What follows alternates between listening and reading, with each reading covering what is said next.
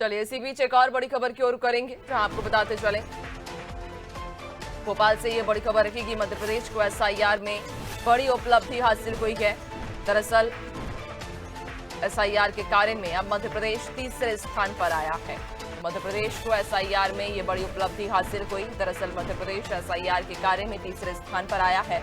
प्रदेश ने 72.72% एसआईआर का कार्य जो है वो पूरा कर लिया है और अब तक के आंकड़ों में देश में 10 राज्य में तीसरे स्थान पर पहुंच गया है। तो प्रदेश में कुल 5,74,06,143 गणना पत्रकों में से 4,18,00,000 जो फॉर्म है वो भर लिए गए हैं। इनका डिजिटलाइजेशन हो चुका है। ज्यादा जानकारी लेंगे, सहयोगी दिव्या लगातार हमारे साथ बनी हुई हैं। दिव्या, मध्य प्रदेश को एसआईआर में बड़ी उपलब्धि मिली, जहां हाल ही में कुछ दिनों पहले हम चर्चा कर रहे थे कि किस तरह से मध्य प्रदेश एसआईआर में पिछड़ रहा है और सबसे कम जो डिजिटलाइजेशन था वो मध्य प्रदेश में ही हुआ था। लेकिन उसके बाद जब कलेक्टर्स ने ये निर्देश दिए, सख्ती बरती, तो अब मध्य प्रदेश ने एसआईआर में अच्छा प्रदर्शन किया है।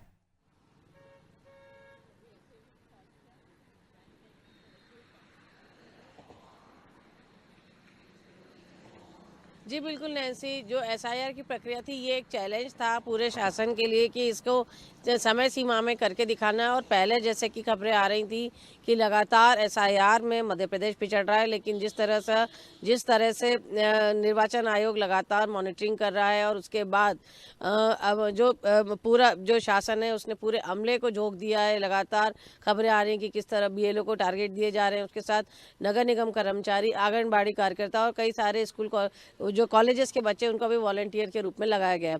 तो अब कोशिश की जा रही है कि जल्द से जल्द इसे पूरा किया जाए। तो अब इसका असर देखने को मिल रहा है ग्राउंड पे और कई बीएलओ को लापरवाही के लिए सस्पेंड भी किया जा रहा है। तो जो बीएलओ और जो अधिकारी अच्छा काम कर रहे हैं उनको पुरस्कृत भी किया जा रहा है। तो ये जितने भी कदम उठाए जा रहे हैं शासन द्वारा, इसका असर अब जमीन पे देखने को मिल रहा है। तो अब देख सकते हैं कि जो अभी हाल फिलहाल जो जानकारी सामने आई है कि मध्य प्रदेश जो बड़े 10 राज्य है जहाँ पे एसआईआर की प्रक्रिया चल रही है उनमें तीसरे नंबर पे आ गया है। तो ये वाकई में काफ़ी तारीफ करने वाली बात है नैन्सी कि समय बहुत कम है, 1 महीने का समय एसआईआर के लिए दिया गया था और जो शुरू की एक सुस्ती के बाद ये माना जा रहा था कि शायद ये एक समय सीमा के अंदर नहीं हो पाएगा एसआईआर। और राजनीतिक पार्टियों द्वारा लगातार ये मांग की जा रही थी कि इसका समय बढ़ाया जाए, लेकिन शासन ने, अधिकारियों ने लगातार सतत मॉनिटरिंग के बाद और शिविर लगाकर जगह जगह शिविर लगाएं ताकि जो लोग परेशान हो रहे हैं उनको सहायता की जाए और तरह तरह के कदम उठा के ये जो है ये जो मध्य प्रदेश की है वो स्थिति सुधरी है और अब मध्य प्रदेश तीसरी स्थिति पे आ गया है।